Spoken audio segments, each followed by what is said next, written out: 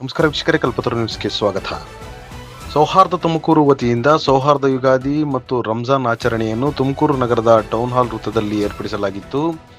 ಈ ಸಂದರ್ಭದಲ್ಲಿ ಹಿಂದೂ ಬಾಂಧವರು ಮುಸಲ್ಮಾನ್ ಬಾಂಧವರಿಗೆ ಬೇವು ಬೆಲ್ಲ ಹಾಗೂ ಸಿಹಿಯನ್ನು ಹಂಚುವ ಮೂಲಕ ಸೌಹಾರ್ದ ಯುಗಾದಿ ಮತ್ತು ರಂಜಾನ್ ಶುಭಾಶಯಗಳನ್ನು ತಿಳಿಸಿದರು.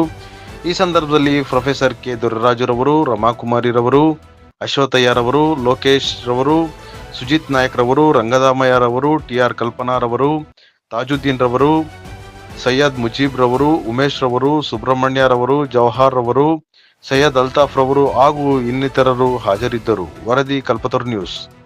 ಈ ದಿನ ನಮ್ಮ ತುಮಕೂರು ನಗರದ ಟೌನ್ ಹಾಲ್ ವೃತ್ತದಲ್ಲಿ ಒಂದು ತುಮಕೂರು ಸೌಹಾರ್ದ ವೇದಿಕೆ ವತಿಯಿಂದ ಸೌಹಾರ್ದ ಯುಗಾದಿ ಮತ್ತು ಸೌಹಾರ್ದ ರಂಜಾನ್ ಈ ಆಚರಣೆ ಒಂದು ಶ್ಲಾಘನೀಯ ಕೆಲಸ.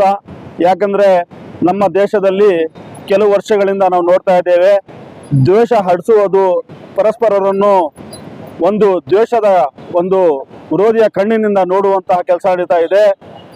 ಬೇರೆ ರಾಜ್ಯಗಳಲ್ಲಿ ಬರೇ ಆ ದೋಣಿಯಲ್ಲಿ ಕೂತು ಗಂಗಾ ನದಿಯಲ್ಲಿ ಇಫ್ತಾರ್ ಕೂಟ ಮಾಡಿದ್ದಕ್ಕೆ ಅವರ ಮೇಲೆ FIR ಮಾಡುವಂಥ ಪ್ರಕಟಣೆ ನಡೆದಿದೆ.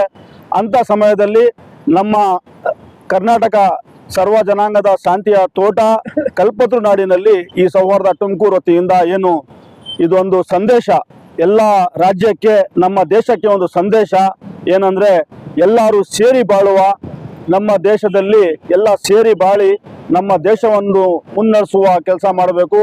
ಪರಸ್ಪರ ದ್ವೇಷ ಬಿಡಬೇಕು. ಪರಸ್ಪರ ನಂಬಿಕೆಯಿಂದ ಅವರ ನಂಬಿಕೆ ಅವರವರಿಗೆ ಚೆನ್ನಾಗಿ ಕಾಣಿಸುತ್ತೆ, ಬೇರೆಯವರ ನಂಬಿಕೆಯಲ್ಲಿ ಅಡ್ಡಿಪಡಿಸಲು ಹೋಗಬಾರ್ದು.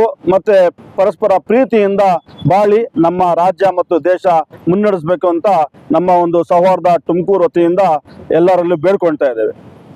ಇವತ್ತು ಸೌಹಾರ್ದ ಯುಗಾದಿ ಮತ್ತು ರಂಜಾನ್ ಹಬ್ಬಗಳು ಒಟ್ಟೊಟ್ಟಿಗೆ ಬಂದಿರತಕ್ಕಂಥ ಹಿನ್ನೆಲೆ ಒಳಗಡೆ ಸೌಹಾರ್ದ ತುಮಕೂರು ವತಿಯಿಂದ ಪ್ರತಿ ವರ್ಷದಂತೆ ಆ ಸೌಹಾರ್ದತೆಯನ್ನು ಸಾರುವಂಥ ಒಂದು ಸಂದೇಶವನ್ನು ಇವತ್ತು ಹಬ್ಬಗಳ ಸಂದೇಶವನ್ನು ಇವತ್ತು ಮಾಡ್ತಾ ಇದ್ದೀವಿ. ಇವತ್ತು ಇಡೀ ಜಗತ್ತು ಅಶಾಂತಿಯಿಂದ ಕೂಡಿರ್ತಕ್ಕಂಥ ಹಿನ್ನೆಲೆ ಒಳಗಡೆ ತುಮಕೂರು ಸೌಹಾರ್ದ ಜನತೆ ಇವತ್ತು ಸೌಹಾರ್ದತೆಯಿಂದ ಬಾಳಬೇಕು. ಯಾಕೆಂದರೆ ನಮ್ಮ ಹಬ್ಬಗಳೇ ಅದನ್ನು ಸಾರುವಂಥವಿದೆ, ಅದು ರಂಜಾನ್ ಆಗಿರಲಿ, ಯುಗಾದಿ ಆಗಿರಲಿ. ಇವತ್ತು ಬೇರೆ ಬೇರೆ ಇವತ್ತು ಧರ್ಮದ ಹೆಸರುಗಳಲ್ಲಿ, ಜಾತಿಯ ಹೆಸರಲ್ಲಿ, ಭಾಷೆ ಹೆಸರಲ್ಲಿ ಕಿತ್ತಾಡೋಂಥದ್ದನ್ನ ಅವರ ಲಾಭಕೋರತನಕ್ಕೆ ಸಾಮಾನ್ಯ ಜನ ಇವತ್ತು ಬಲಿ ಆಗ್ತಾ ಇದ್ದಾರೆ. ಅವರ ಬದುಕು ಇವತ್ತು ಕಷ್ಟಕರ ಆಗ್ತಾ ಇದೆ.